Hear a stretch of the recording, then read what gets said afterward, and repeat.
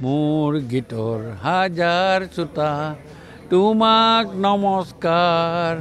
গীতৰ সভাত তুমি এইটো প্ৰধান অলংকাৰ মোৰ গীতৰ হাজাৰ শ্ৰোতা তোমাক নমস্কাৰ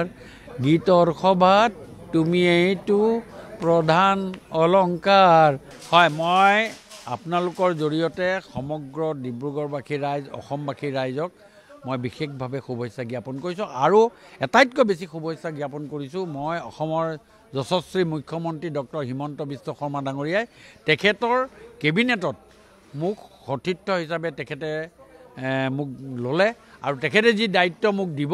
সেই দায়িত্ব মই সুচাৰুৰূপে পালন কৰিম আৰু ডিব্ৰুগড়বাসী ৰাইজৰ প্ৰতি থকা স্নেহ মই কোনো ধৰণে কমাই নিদিওঁ সদায় ডিব্ৰুগড়বাসীৰ লগত থাকিম যিকেইদিন মই ডিব্ৰুগড়ত থাকোঁ সেইকেইদিন ডিব্ৰুগড়বাসী ৰাইজক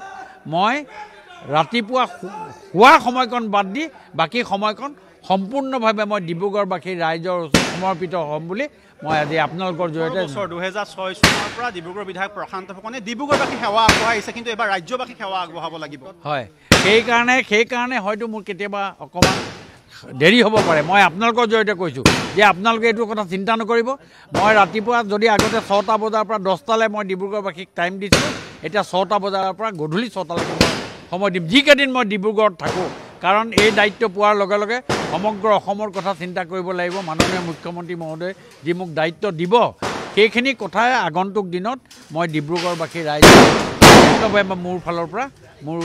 যিখিনি দায়িত্ব মই সুচাৰুৰূপে পালন কৰিম আৰু ডিব্ৰুগড় উন্নয়নৰ কাৰণে আজি যিমান চিন্তা কৰিছোঁ যে মন্ত্ৰীৰ ডায়ামিটাৰ হিচাপে মই আৰু বেছি চিন্তা চৰ্চা কৰিম আপোনাৰ এটা নাম আছে আপুনি পুৱা 4 বজাৰ পৰা মৃতকৰ ঘৰত প্ৰতিদিনাখনে যায় ৰাতিলৈকে আপোনাৰ চিডিউল এটা থাকে আপোনাৰ কাম কৰাৰ ইচ্ছা থকা কথা আমি জানো আপুনি মন্ত্ৰিত্ব লাভ কৰাৰ পাছত ডিব্ৰুগড়খন উজ্বলাই তোলাৰ কথা প্ৰতিটো সময়তে আপোনাক যেতিয়া আমি লগ পাওঁ এতিয়া আপোনাৰ দায়িত্ব এটা পাব মন্ত্ৰীসভাৰ তালিকাত আপোনাৰ নাম আহিছে কিবা দায়িত্বত আপুনি লাভ কৰিব ডিব্ৰুগড়ৰ কাৰণে চিন্তা চৰ্চা এই সময়ছোৱাত কেনেকুৱা হ'ব চাওক ডিব্ৰুগড়ৰ যিখিনি দায়িত্ব কৰিব লাগেতো সেইখিনি মই দৃঢ়তাৰে কৰিবই লাগিব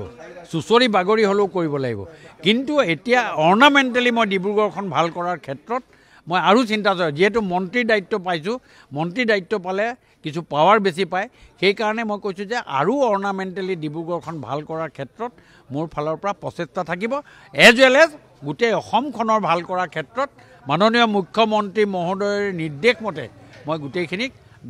অসমখনক ভাল কৰাৰ ক্ষেত্ৰত মোৰ এটা প্ৰচেষ্টা থাকিব বিধায়ক হৈ থাকোঁতে প্ৰশান্ত ফুকনৰ পাকঘৰলৈকে দুৱাৰখন খোল খাই থাকে প্ৰতিজনে আহি আপোনাৰ ভিতৰলৈকে যাব পাৰে এতিয়া ডিব্ৰুগড়বাসী হওক বা ৰাজ্যবাসী হওক বিধায়ক প্ৰশান্ত ফুকনক সেনেকৈ সহজভাৱে লাভ কৰিব পাৰিবনে কি ভাবে প্ৰথমে বিধায়ক তাৰপিছত মন্ত্ৰী সেইকাৰণে বিধায়ক হিচাপে যিটো ব্যৱস্থা থাকিব সেই ব্যৱস্থা অব্যাহত থাকিব তাত কোনো দিন ব্যতিক্ৰমী নহয় আজি আপোনাক এটা গান নোগোৱাকৈ যাব দিব নোৱাৰি কাৰণ আপোনাৰ মনটো ভাল লগাৰ লগে লগে এটা গীতৰ কলি সদায় মুখত গুণগুণাই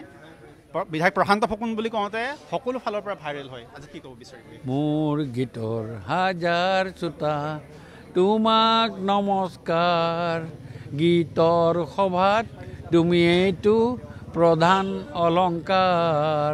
মোৰ গীতৰ হাজাৰ শ্ৰোতা তোমাক নমস্কাৰ গীতৰ সভাত তুমি এইটো প্ৰধান অলংকাৰ আজি ৰাইজেই মোৰ কাৰণে অলংকাৰ